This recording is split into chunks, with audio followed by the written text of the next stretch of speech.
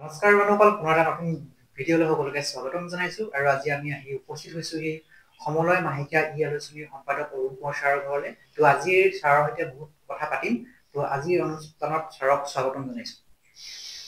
আজি নিপেন আচলতে আমাৰ ঘৰত পাই আমাৰ বেছ ভাল লাগিছিল, কিয়নো বহুত দিনৰ মূৰত নিপেনক আজি আমি ঘৰত পাইছোঁ।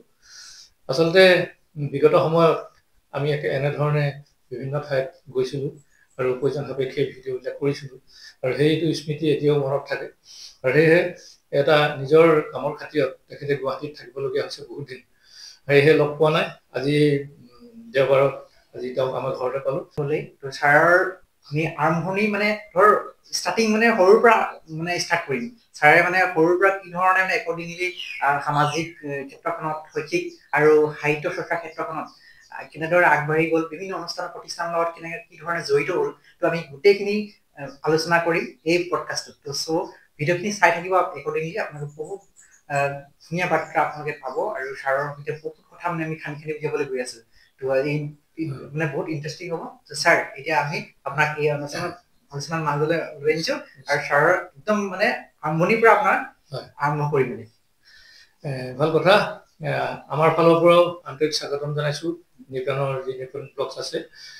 আজি তেওঁ উল্লেখ কৰিছে মোৰ কথা, আজি মনৰ কথা পাতিম। সেয়েহে ভিডিঅ'টোত তেখেতৰ আৰম্ভ কৰিছে যেতিয়া মই আৰম্ভ কৰিব বিচাৰিছোঁ।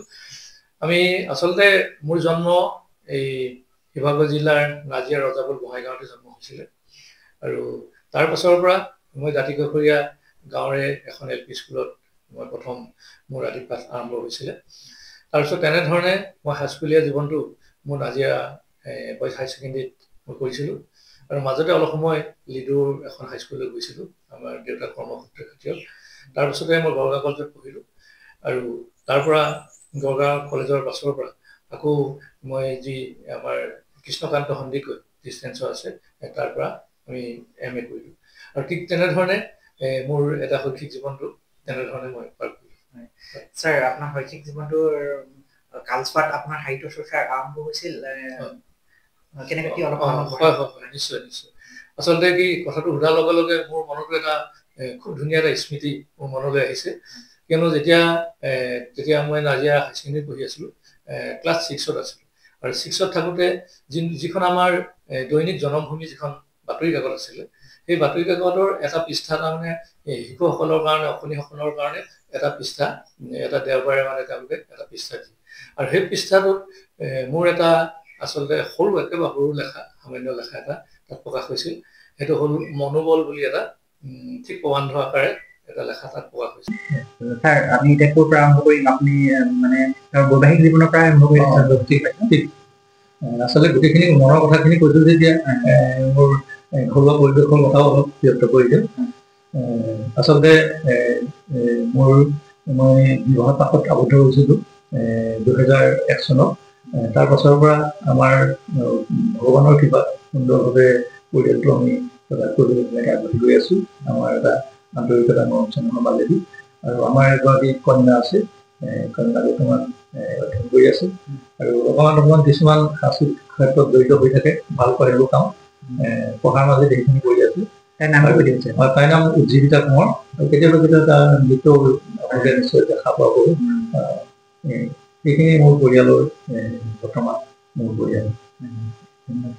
আৰু ছাৰৰ পৰিবাৰে ছাৰক বহুতখিনি ছাপোৰ্ট কৰে, আৰু আপুনি প্ৰাকৃতিক সুৰক্ষাৰ কাৰণে গছ পুলি ৰোপণ কৰি আছে। ছাৰ, এই ধাৰণাটো আপোনাৰ মনলৈ কেনেকৈ আহিল? আচলতে আলোচনীখনৰ সমান্তৰাল গৈ এটা প্ৰকৃতিৰ ক্ষেত্ৰত আমি কাম কৰা এটা হেঁপাহ আছিলে, মোৰ আগৰ পৰা আছিলে, কিন্তু মই কামটো অলপ পৰ্যায়কে আগবঢ়াবলৈ বিচাৰিছোঁ।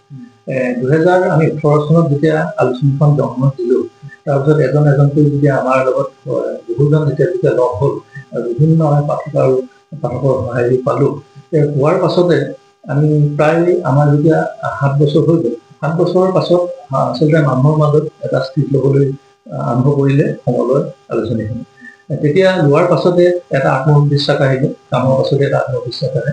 আত্মবিশ্বাস পাছতো মই দ্বিতীয় কামটো আৰম্ভ কৰিলোঁ, আৰু তাৰ লগে লগে আলোচনীখনৰ ঠিক 3 বছৰমানৰ পাছতে আমি YouTube চেনেলটো কৰিলোঁ, আৰু YouTube চেনেলটো তাৰপিছতে গৈ আহি 3 নম্বৰ কামটো তুমি কোৱাৰ ধৰণে এইবাৰ আমি প্ৰকৃতিৰ কাষত অলপ যাবলৈ চেষ্টা কৰিম।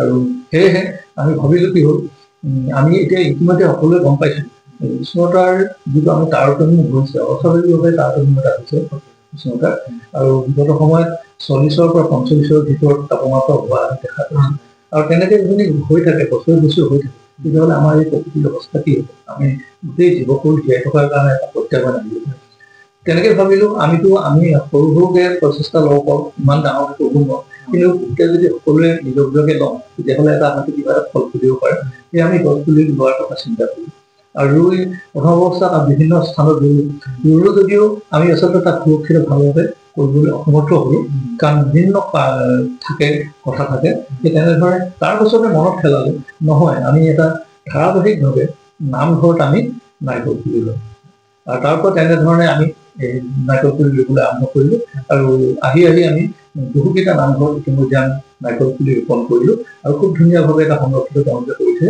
আৰু তেওঁলোকৰ আগ্ৰহ দেখি বৰ ভাল লাগিছে আৰু তাৰ লগতে আমি আৰু তেওঁলোকক এটা মনত ভাবি ভাল লাগে যে তেওঁলোক এই নাৰিকলে তেওঁলোকক নামঘৰটোত এটা আৰ্থিকভাৱে সকাহ দিব পাৰিব কাৰণ উন্নত জাতৰ তাত আমি নাৰিকল পুলি ৰুবলৈ চেষ্টা কৰিছোঁ আৰু সেই পুলিয়ে তেওঁলোকক এদিন হয়তো নাৰিকল লাগি নামঘৰটোৰ এটা আৰ্থিক এটা সচলতা দিব বুলি আশা কৰিছোঁ তেনেধৰণে প্ৰকৃতিৰ ক্ষেত্ৰত আমি কাম কৰিবলৈ চেষ্টা কৰিছোঁ স্থান কাল পাত্ৰ ভেদে আমি সাজ পোছাকৰ এটা গুৰুত্ব দিয়াটো নিতান্তই প্ৰয়োজন আৰু তাত আমি কেনেকৈ চাল চলন কৰোঁ আৰু আমি কেনেকৈ তাত কথা পাতোঁ আমি আনক কেনেকৈ ব্যৱহাৰ কৰোঁ আনক কেনেকৈ আমি গুৰুত্ব দিওঁ ইত্যাদি কথা সামাজিক ক্ষেত্ৰত যথেষ্ট গুৰুত্বপূৰ্ণ কিয়নো আমি এজন শিক্ষক হিচাপে আমাৰ আচলতে আমালৈ বহু চকু আমাৰ ওপৰত পৰি আছে আমি কি কৰিছোঁ ক'ত কৰিছোঁ কি খাইছোঁ যেনেধৰণে চলাচল কৰিছোঁ ইত্যাদি কথা নিৰ্ভৰ কৰে সেইকাৰণে স্থান বিশেষকৈ কেতিয়াবা মোৰ সাজ পোছাকবিলাক সেই পৰিৱেশৰ লগত মিলাই কৰিবলৈ চেষ্টা কৰোঁ আৰু ভাল লাগে আৰু বিভিন্ন আমাৰ আচলতে অনৈক্যৰ মাজত ঐক্য যিখন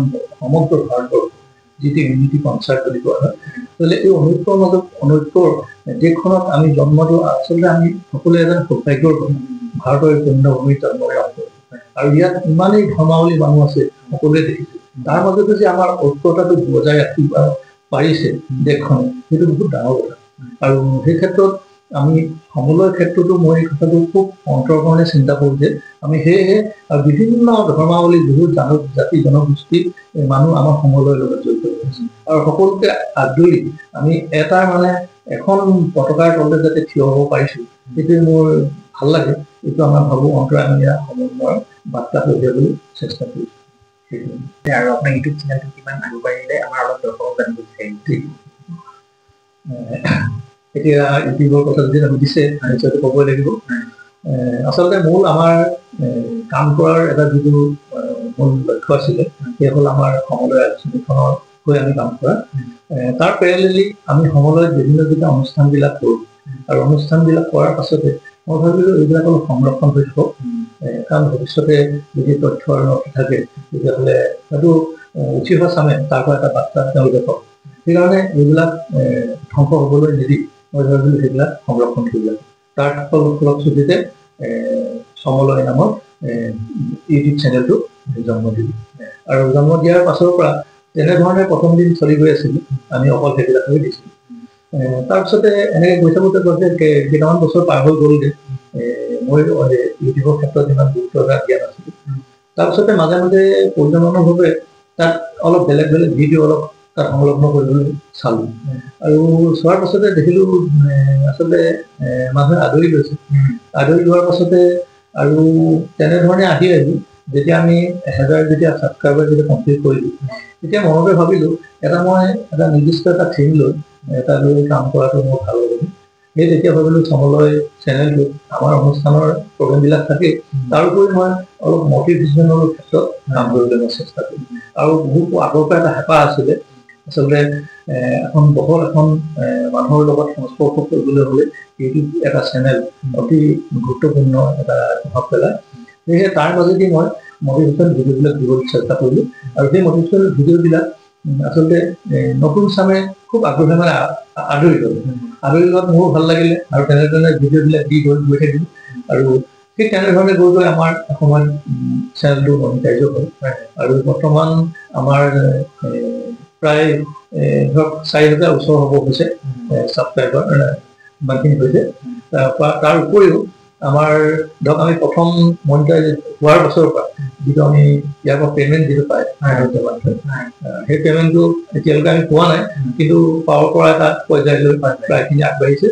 আৰু যিমান যি নহওক ইয়াৰ পৰা আন নহ'লেও, কিন্তু মই যে আচলতে যুৱক যুৱতীসকলক উঠি অহা চামক যে এটা ভিডিঅ' দিব পাৰিছোঁ, তেওঁলোকে সেই ভিডিঅ'টো চাই যে মোলৈ কিছুমান কমেণ্ট কৰে, তেওঁলোকে যে ইনস্পায়াৰ হৈছে, তাৰপৰা কিবা এটা পাইছে, সেইটো ভাবিয়ে মনটো ভাল লাগে। সেইকাৰণে ইউটিউব চেনেলটো আজিলৈকে কৰি আছোঁ আৰু ভাবিছোঁ সকলোৱে এটা, আৰু যিজনে পোৱা নাই সেই চনলৈ ইউটিউব চেনেলটো আমি আলোচনাৰ মাজতে আহিলোঁ আজি শেহতীয়াকৈ হ'লেও, যে অসমীয়া ভাষাই ধ্ৰুপদীৰ যিটো মৰ্যাদা পায়, এই মৰ্যাদাটো আচলতে আমাৰ যিবিলাক আমাৰ প্ৰাচীন যিবিলাক ভাষা আছে, সেই ভাষাবিলাকে ইতিমধ্যে লাভ কৰিছে, আমাৰ সংস্কৃতিক ভাষাই লাভ কৰিছে, আৰু তেনেধৰণে বিভিন্ন ভাষাই ইতিমধ্যে লাভ কৰিছে। কিন্তু অসমীয়া ভাষাই আচলতে ইয়াতকৈ অলপ আগতে পাব লাগিছিল, কিন্তু হ'লেও আমি পৰম্পৰা হ'লেও পাইছোঁ, তাৰ কাৰণে নিজে আমি গৌৰৱান্বিত। আৰু এই স্বীকৃতি পাবলৈও ইয়াৰ কাৰণে বহুখিনি আচলতে তথ্যৰো প্ৰয়োজন, আৰু ভাষাটোৰ যিটো ইয়াৰ প্ৰাচীনত্ব আৰু ইয়াৰ ভাষাৰ যিটো শৈলী ইত্যাদি কথা বহুত কথাখিনি ইয়াতে নিৰ্ভৰ কৰি ৰাখে।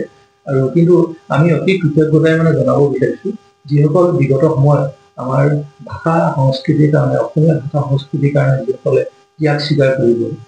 আমি ঠিক যদি পদ্মনাথ গোহাঁই বৰুৱাৰ পৰা আজি আগৰ পৰ্যায়ৰ, তেখেতেতো সাহিত্য সভাৰ প্ৰথম সভাপতি আছিল, কিন্তু তাৰ আগৰ পৰ্যায়তো আমি যেতিয়া অসমত যেতিয়া অসমীয়া ভাষাটো মাজত অলপ বিলুপ্তি হৈ গৈছিলে, মিছনে সেইবোৰ উদ্ধাৰ কৰিলে, আৰু তেনেকে ধৰণে তাৰ আগৰ সময়তো অসমীয়া ভাষাৰ যিটো পৰ্যায় সমভিজাতভাৱে আহি আছিল, অৰুণোদয়ৰ পৰা কেনেকৈ সমভিজাতভাৱে আহি আছিল, এই পৰ্যায়টোক আমি বহুজনৰ ত্যাগৰ ফলশ্ৰুতিতে আজি এটা অসমীয়া ভাষা আমি পাইছোঁ, আৰু সেই অসমীয়া ভাষাটো আমি মৰ্যাদা আমি পাবলৈ সক্ষম হৈছোঁ।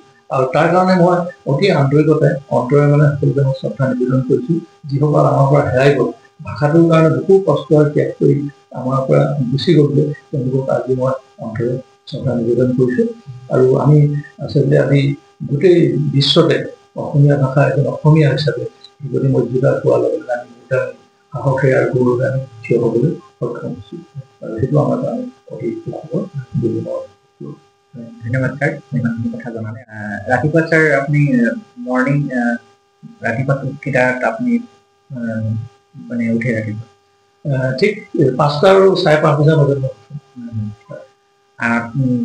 ছাৰক মই কেতিয়াবা দেখোঁ, আমি নাজিয়া গ'লে পাঠক ভ্ৰমণ ছাৰে কৰি থাকি, তাৰপাছতে আপোনাৰ প্ৰিয় খাদ্য ছাৰ? মোৰ প্ৰিয় খাদ্য আচলতে মই মাছ অলপ বেছি ভাল পাওঁ, মাছ খাওঁ।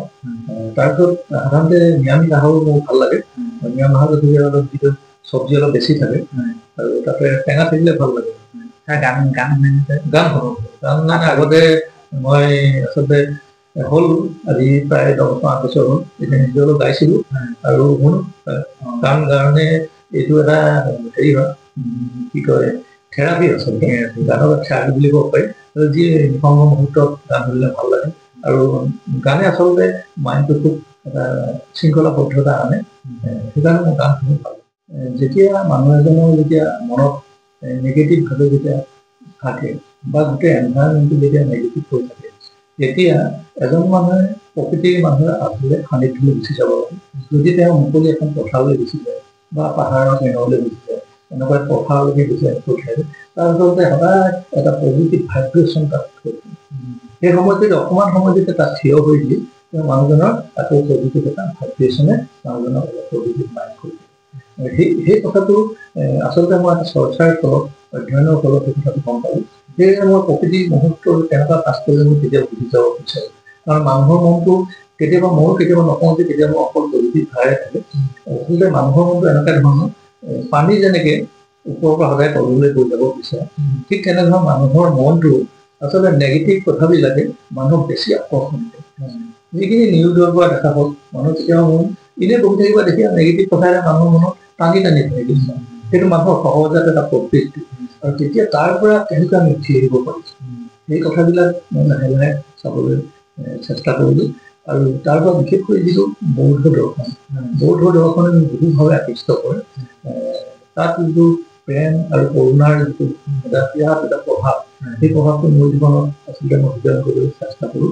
আৰু আমি যদি আচলতে আমাক বেছি নালাগে, আমি যদি আমাৰ থিমটো যদি ভাল কৰোঁ, আমাৰ ভাৱনাটো আৰু মনত আমি কি ভাবিছোঁ সেইটো আমি ঠিক কৰি লওঁ, আমাৰ জীৱনটো আচলতে খুব ধুনীয়াকৈ আগবাঢ়ি যাব পাৰে। আৰু তাকে নকৰিলে আমি আচলতে যিমান বাহিৰত কিবা কিবি কৰিলোঁ, কিন্তু ভিতৰত যদি আমি কি ভাবিছোঁ বা কি আমি লৈছোঁ মনতে, সেই কথাটো কিন্তু মূল কথা। সেইকাৰণে থিংটো হ'লে ভাল পাওঁ, তাৰ জীৱনটো খুব পজিটিভ হৈ গৈছে। একদম শেষৰ অনুষ্ঠান হেৰিৰ মাজলৈ আহিছোঁ। ছাৰৰ সৈতে আজি এটা নতুন বাৰ্তালাপ হৈছিল আৰু এই ছাৰৰ মাজতে আজি বিভিন্ন দিশ সামৰি আজি আলোচনা কৰিলোঁ। তো বন্ধুসকল, আজি শেষত আমি ছাৰৰ সুস্বাস্থ্য আৰু দীৰ্ঘায়ু কামনা কৰিছোঁ আৰু জন্মদিনৰ বহু শুভেচ্ছা জ্ঞাপন কৰিছোঁ। লগতে ছাৰৰ আহি থকা যিখিনি পৰিকল্পনা, সেই পৰিকল্পনা সফল হওক তাকে কামনা কৰিছোঁ। ছাৰ, আজি অনুষ্ঠানৰ ইয়াতে আমি সমাপ্ত কৰিছোঁ আৰু ছাৰ আমাৰ দৰ্শকসকলক আজি এই পডকাষ্টৰ যোগেদি ছাৰে শেষৰ মন্তব্যটো কি দিব বিচাৰে? আজি এই পডকাষ্টটো আপোনালোকে খুব আগ্ৰহে শুনাৰ কাৰণে সকলোলৈ মই আন্তৰিক ধন্যবাদ জ্ঞাপন কৰিছোঁ। বিশেষভাৱে আমাৰ নিপেন ব্লগছে আহি আমাৰ ঘৰতে কথাখিনি আমি পাতিলোঁ ঘৰুৱাভাৱে। আপোনালোকৰ সেই কথাখিনিকে আপোনালোকৰ পাহৰি লৈ যাবলৈ আমি চেষ্টা কৰিলোঁ আৰু মোৰ সাধাৰণ অভিজ্ঞতাৰ মাজেদি আপোনালোকৰ কথাখিনি ব্যক্ত কৰিলোঁ। আচলতে এইখিনি আচলতে মোৰ জীৱনৰ অভিজ্ঞতাৰ কথাহে।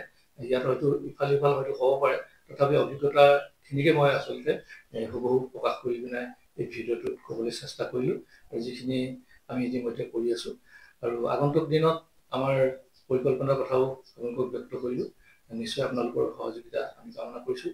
আৰু নিপেন ব্লগছে বহুত দিনৰ পৰা তেওঁ চেনেলটো বহুত কষ্ট কৰি আছে, এনেধৰণে ভিডিঅ'বিলাক আপোনালোকৰ কাষলৈ লৈ যাবলৈ চেষ্টা কৰিছে।